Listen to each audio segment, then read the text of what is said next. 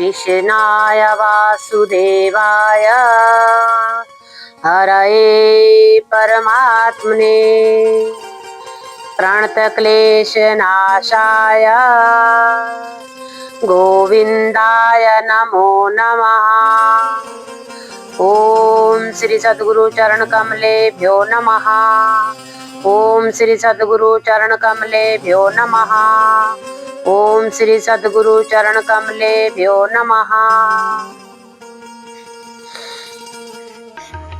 हरि ओम नमो नारायण। ओम नमो नारायण। हरि ओम नमो नारायण। हरि ओम नमो नारायण। हरि ओम नमो नारायण।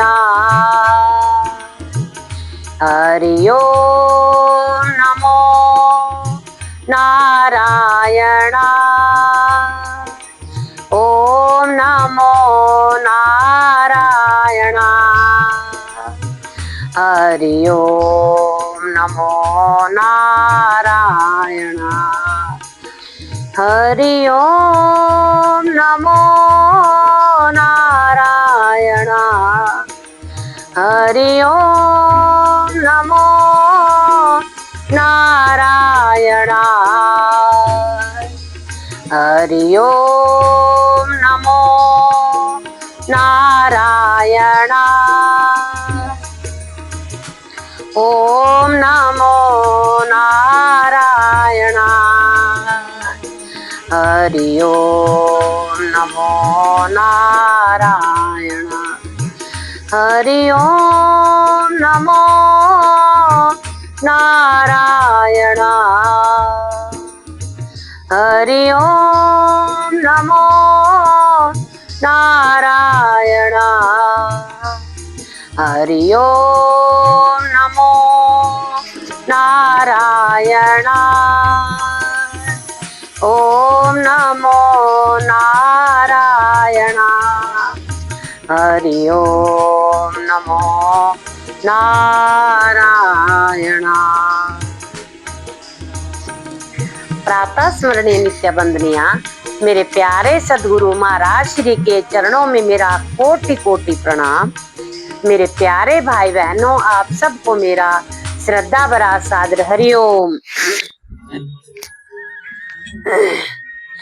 तो एक राजा के पास एक बकरा होता है और राजा उसे इतना घास खिलाता है, पर जब कभी राजा एक तिनका भी उठा के लाता है तो वो बकरा एकदम मुंह मार लेता है उस घास के ऊपर। तो जितने बार राजा घास उठाता उतनी बार युवा बकरा जो है वो उस घास की ओर मुंह मारता। तो राजा ने अपने राज्य में ऐलान कर दिया कि ये जो मेरा बकरा है, अगर कोई इस बकरे को तृप्त कर दे तो मैं उन्हें अपने राज्य में अपने बराबर सुख प्रदान करूंगा। तो लोगों की भीड़ लगाई उधर। उन लोगों ने कहा कि राजा हमें बकरा दीजिए, हम इसे तृप्त करके बताएंगे आपको। तो राजा ने कहा ठीक है, ले जाइए आप इसे। तो एक व्यक्ति ले गया। उन्होंने कहा राजा मैंने तृप्त कर दिया बकरे को। और जैसे ही राजा ने घास डाला तो दोबारा उस बकरे ने मुंह मार दिया। तो बोला ये कहाँ तृप्त हुआ, तब ये अगर तृप्त होता तो इसने मुंह ही नहीं मारना था घास को। तो एक विवेकी पुरुष था, वह देखता रहा 10 दिनों से कि ये बकरा जैसे घास डालते हैं तो मुंह एकदम मार लेता है। तो उसने कहा राजा को कि राजा आप इस बकरे को मुझे दे दीजिए।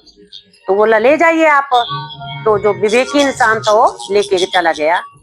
उसने जैसे ही बकरा घास की ओर मुंह मारता, एक बांस का डंडा ले लिया घास उधर रख दी।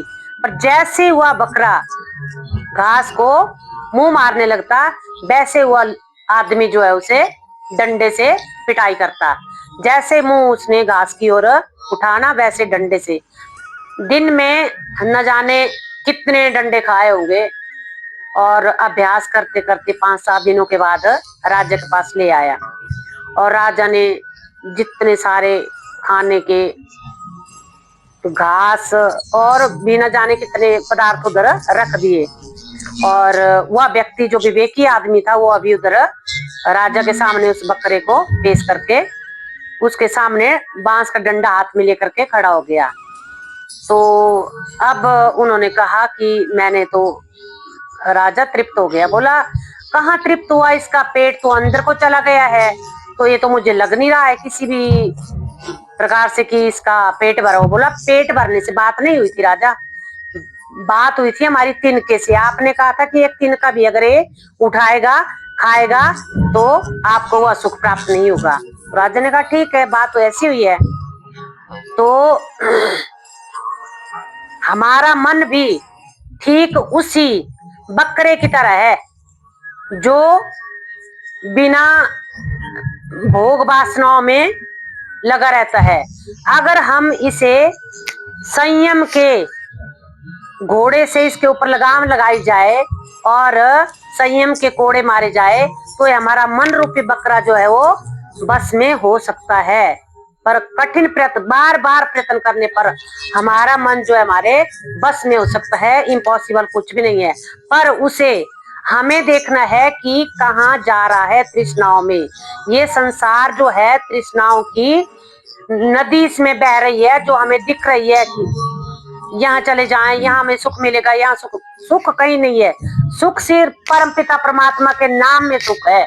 उसे जपिए, उसका निरंतर जाप करिए, वही सुख प्रदान करेगा। बाकी ये सारा संसार जो है क्षण भंगुर है। एक दिन आए हैं, एक दिन संसार से जाना है। पर अगर हम सुखी रहना चाहते हैं तो हमें इन तृष्णाओं का तिरस्कार करना होगा, इनके ऊपर लगाम लगानी होगी, तभी हम सुखी हो सकते हैं। तो मेरा सबको सादर हरिओम।